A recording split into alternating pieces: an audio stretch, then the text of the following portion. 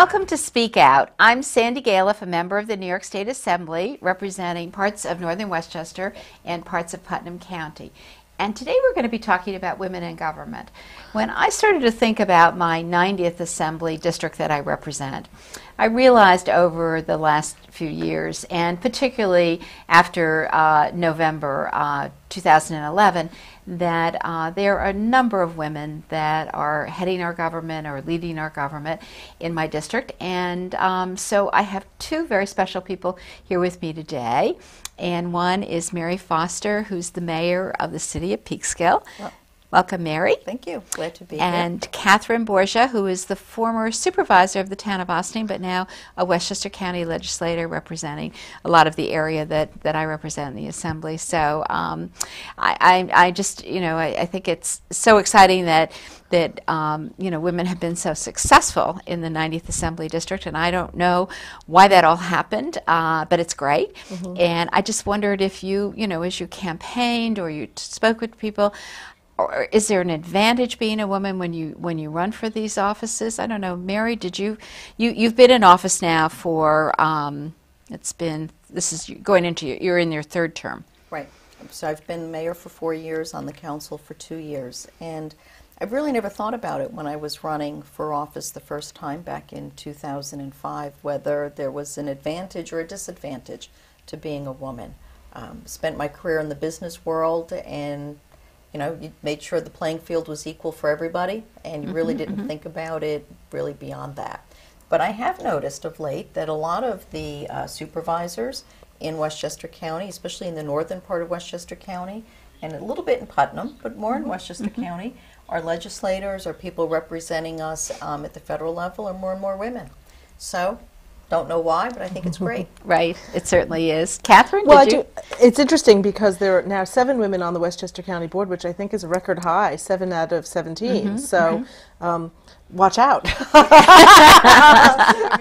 Exactly. I do think there's an advantage for women in terms of campaigning, because I think that there's a lower bar when you come to someone's house and you're a stranger. If you're a woman, people are more they're less suspicious and they're more friendly to you as you come to their door. And I think that I've really used that because I do a lot of door-to-door campaigning during the course of running for office. And people, I think, if you present a less threatening, for whatever reason, demeanor, that people are more likely to open the door and talk to you. So I think that that is one advantage to being a woman in the politicking part of business. As far as the governance part, I guess it's just the trend that we're going to be seeing. More and more women are college educated. Certainly in Westchester and in Putnam, we have a wide plethora, really, of highly educated people. So it makes sense that it would mimic the general population, would be the same number of representation. I mean, certainly we could be a trendsetter, because in the rest of the country, I don't think that is in fact the case. Well, it's interesting. Even in the state of New York,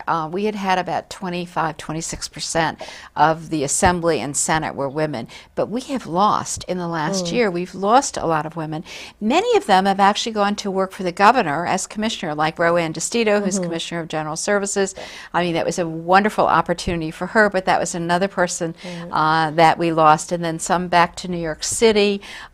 So we've been agonizing over, so what's happening here? And, I hope our trend will be in response to what's happening here, because obviously we have Linda Puglisi, who's town supervisor of Cortland, and Sue Donnelly now has taken your position in the Austin town supervisor, and and then County Executive Mary Ellen Odell is the first woman county executive in Putnam County. So things are really trending very well for women in this area. So, but beyond that, you have to have goals that you're working on. This is the beginning of a new year. I think we all kind of think about where we're going, what do we want to get done, and it isn't always so easy. Now, the county board, you're new to the county board, so your goals may have shifted, or maybe they stayed the same from being in Austin onto the county. Well, I think it's a very valuable experience to have local government experience when you go onto the County Board of Legislators, although of course it's completely different from being the chief elected official to being one of a larger body. But I think our goals are all basically the same, which is how do we do more with fewer resources? How do we maximize the resources that we have to provide, to continue and to provide the necessary services and to maintain the quality of life that we have in Westchester County? So in that respect, my major goals haven't changed. Although on the county board, there's an opportunity to have a bigger impact because you do consider policies that impact all of Westchester versus just your own municipality. So I'm really looking forward to working with my colleagues at local government to see how we best benefit the 9th Legislative District, Northern Westchester District. So, but Kathy, you're right though. You were the top administrator, and then you go to having to work. I've never had that role. I've always worked with other legislators, so it is kind of a different experience, and a lot more cooperation is needed. Yeah. Well, although I have to say, it's funny, when I was on the village board of Ossining prior to being elected town supervisor, so this is actually my 8th year in elected office, and someone said to me when I took on that role, "Oh, you have to placate fewer people," and I said, "Oh, you're crazy. When you're the chief elected officer, you have to talk to everyone. Everyone stops you, and everybody comes to you with every single problem." So, in a way, being part of a group gives you a little bit more.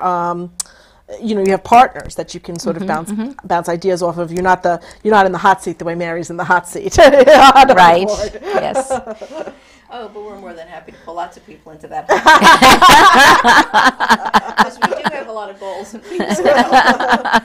And at least, this starting my 3rd term as mayor, at least I have the opportunity to build on things that the city has been working on for the past 4 years. And top of the list is economic development.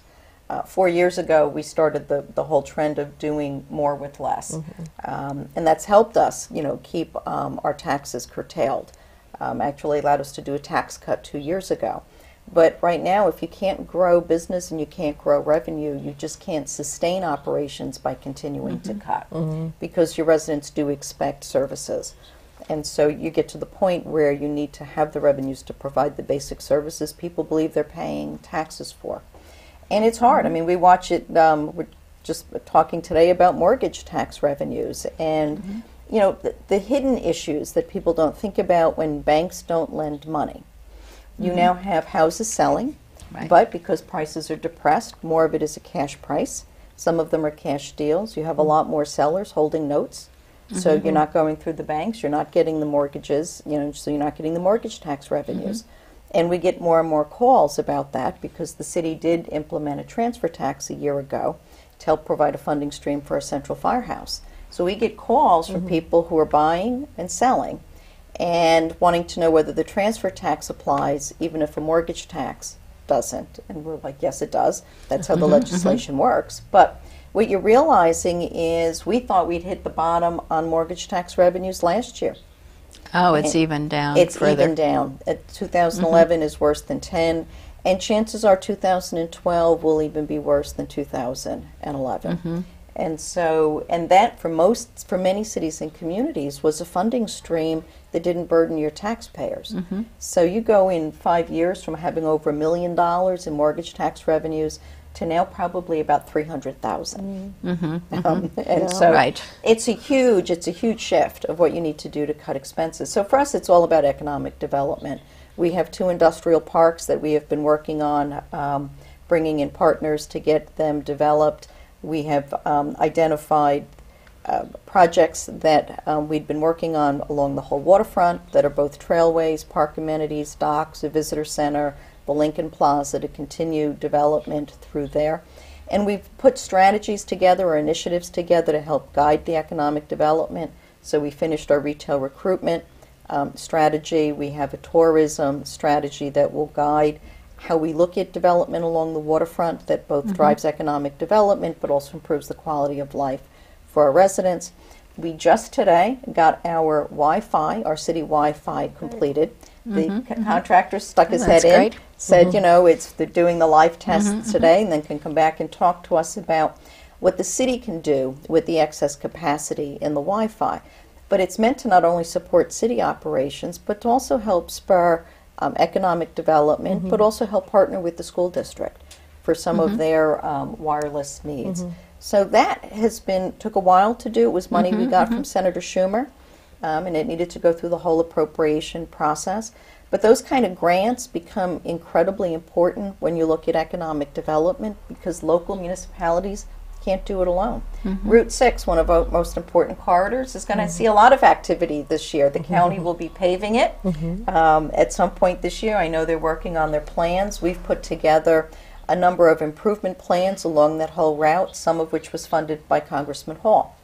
So we have safety improvements happening with the paving, aesthetic improvements that'll stretch from about our downtown border out about a quarter of a mile.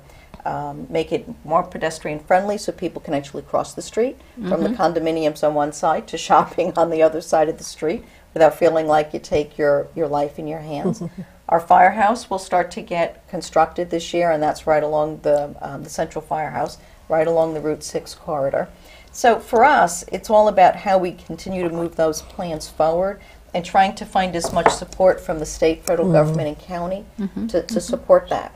You know, recruiting businesses, you know, it's more and more people are looking for incentives. Well, if you want me to come to your town, I need an incentive. Right. Small cities don't really have the that kind of incentives, money right? for Although I have incentives. to say, Mary, we really compliment you on how great downtown Peekskill is looking. I mean, you have so many nice restaurants, places to shop. It's very enjoyable to be here in Peekskill, I must say.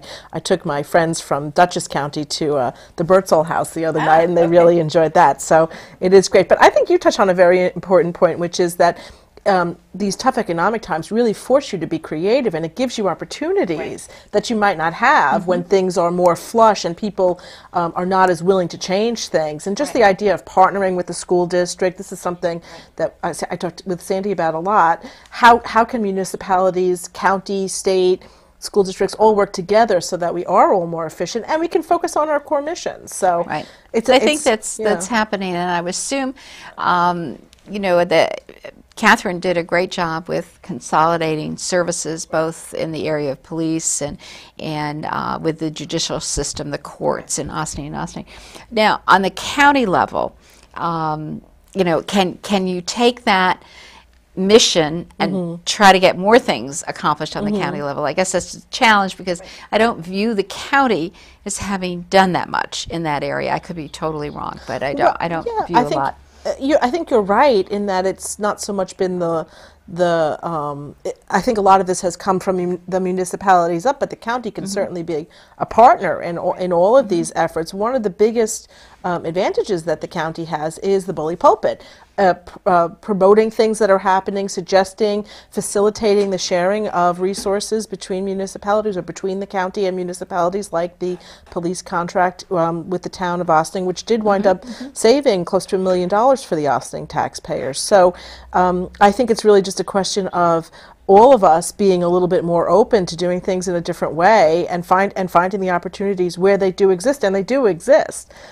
Today I'm new to this role, as you said, so I had my first committee meeting for community services, and the interesting thing was there were 3 newly elected legislators on this committee, and there were only 5 people in the actual meeting, so it was really heavily skewed towards the newbies.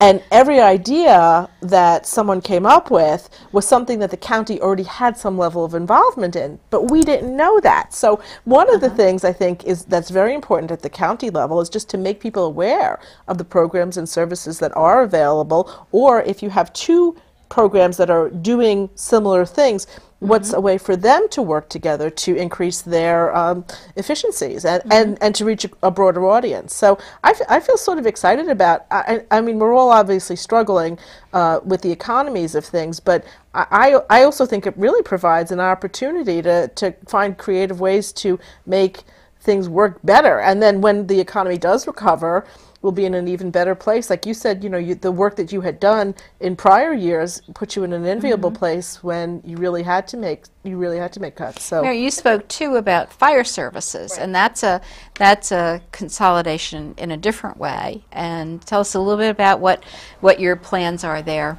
Well, our challenges are, you know, as the city grew and as your modes of transportation grow, you start off with a 4.5 square mile city with 6 fire companies. And so each fire company has its own house, has its own facilities to be maintained, has its own volunteer base to recruit.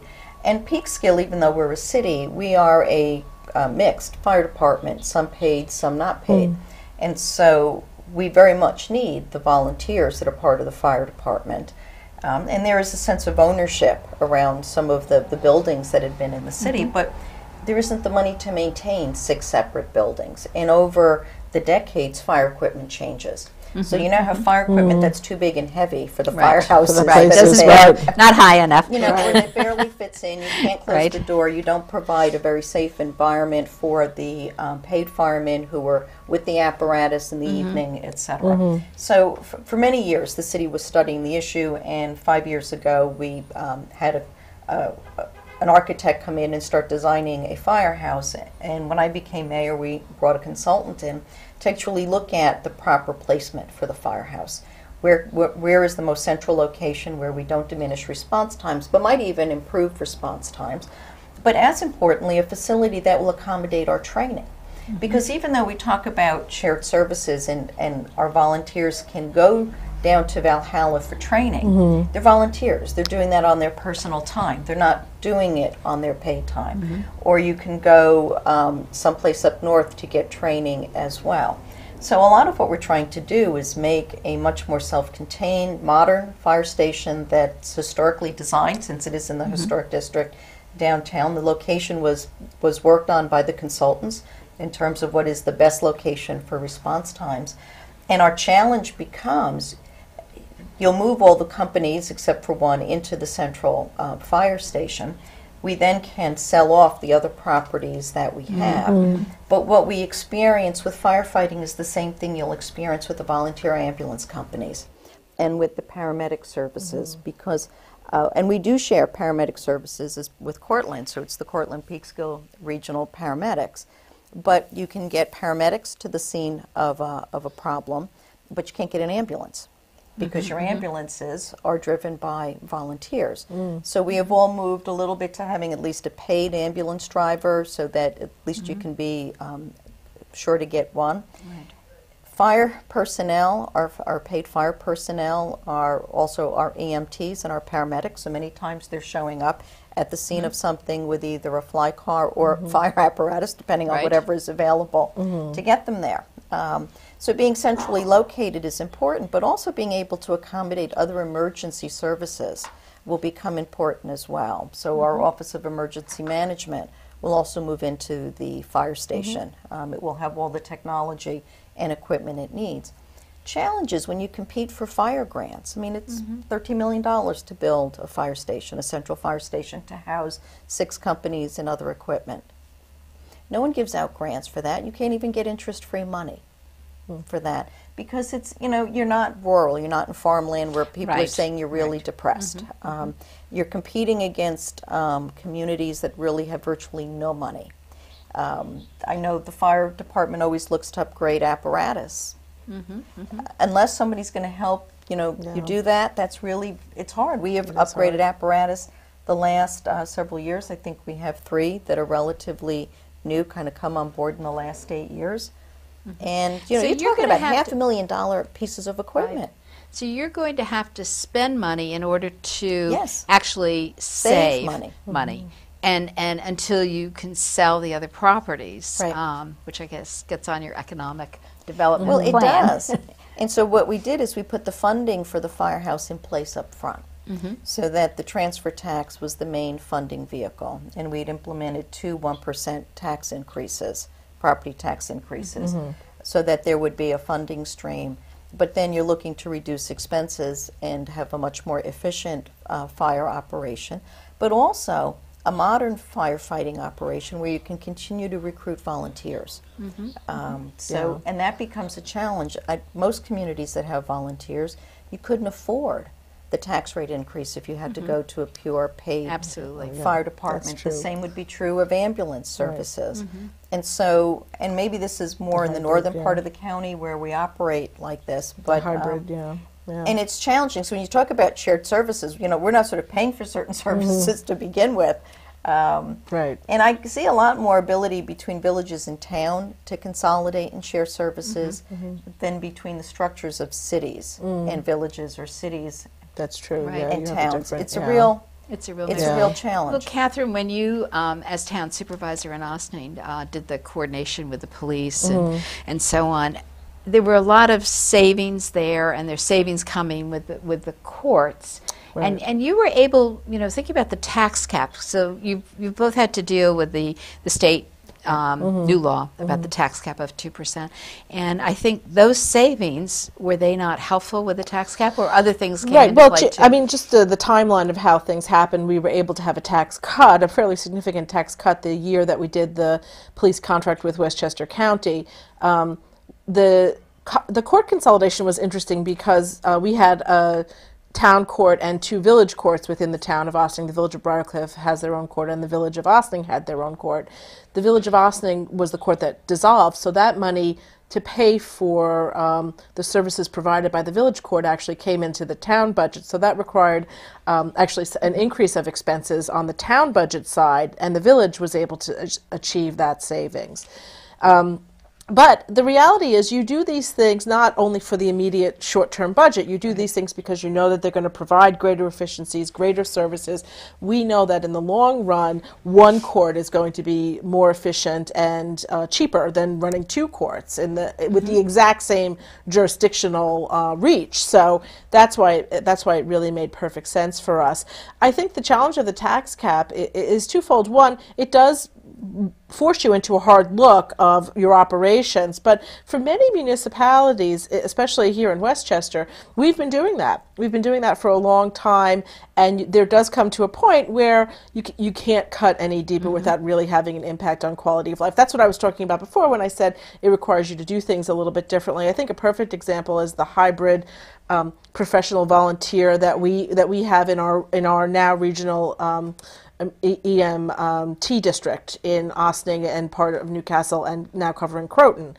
And it was something that it only saved a small amount of money in the short term to do it this way, but it provided the services that we need. So we know that we're going to have coverage all the time for when those services are needed, which is something you can't be sure of if you have a complete volunteer company. But then also it allowed us to be more efficient. So our operations are more efficient. In the long run, that will save money. The police contract is another good example of the short-term savings were great, and it's always great to have a tax decrease. Everyone loves that. But the reality is when you make a decision like that, you have to look not just at your current year or 5 years or 10 years, you have to look 30 years down the road. What's the best way to provide these services? What's the opportunity there? And we discovered in the town of Ossining that we did not have, going forward, the financial wherewithal to maintain a small police department, because the high fixed costs are so great and grow exponentially. It just wasn't feasible. And I think that this is going to be a model that other municipalities are going to look at. Cortland has something that's a little bit different. It's a little bit of a hybrid, but I think that this, people are willing to look at things in a way that they weren't before. There was a sentimental attachment, let's say, to doing things a certain way, to having a volunteer ambulance corps, which is lovely, and it's marvelous that we live in a part of the world where there are so many people willing to give their time. But you just can't rely on it. You can't rely on the ambulance driver to be there, and when you need an ambulance, you need them. Well, the tax cap has really paid even more attention to how our spending is going. Right. But part of the tax cap was to do mandate relief. And, so please do that. I agree with you. And there hasn't been, actually, Catherine, you on the county level, though, the governor announced that he would help with some of the Medicaid money. Right, and that's gradual in reduction. County government. Right. That's in county government. Right. So that was nice. He's suggesting Tier 6, which is long-term, but that goes to our issue of long-term, and I think that that's probably a very good direction to go, but we don't have anything else like in between. Right. So, do you have anything special on your list that you think actually people that are watching this should also get behind and say, it's time to make those changes? Well, I think one of the things that becomes important is a shared cost in being able to do revaluations in Westchester County. It's a costly endeavor, but if we're going to stop the stem of money being paid back in tax settlements to businesses and corporations and other housing developments, we need to be able to do reassessments on a periodic basis like the rest of the world does, or at least the rest of the country. Right. Yet to do it the first time is extremely costly. In Westchester County, the Municipal Officers Association has worked together and put together a template of how this process could be done, and done in a consistent way, so municipalities that share school districts, we know that all properties would be treated fairly and equally. But with the tax cap, it becomes a cost that municipalities can't fund and stay under the cap. Even if you bonded for it, you still have those expenses. Yet if there was some way to share the expenses for the first year of getting this done in Westchester County between the county, the state, and local municipalities and local school districts, we'd at least be on a much more solid footing when we're doing our assessments. When new development starts to pick up, it's probably the right time to do it. It's not like you're doing it in the middle of a spike in the real estate market. You're really doing it when it's in the trough. And so if you get it done soon, you're then well positioned to really do fair assessments and equitable tax distributions long term. All we do now is you pass the burden from the corporation to the single-family homeowner, and it's really not fair. Right. And we're actually doing re-evaluation of properties through the courts. That's right, and it's not a good process. Either the homeowner or the business or whatever, and it isn't really a fair process. Right. So, but maybe relating to the tax cap, I know when I visited you at the Peekskill meeting, I think that came up as an issue.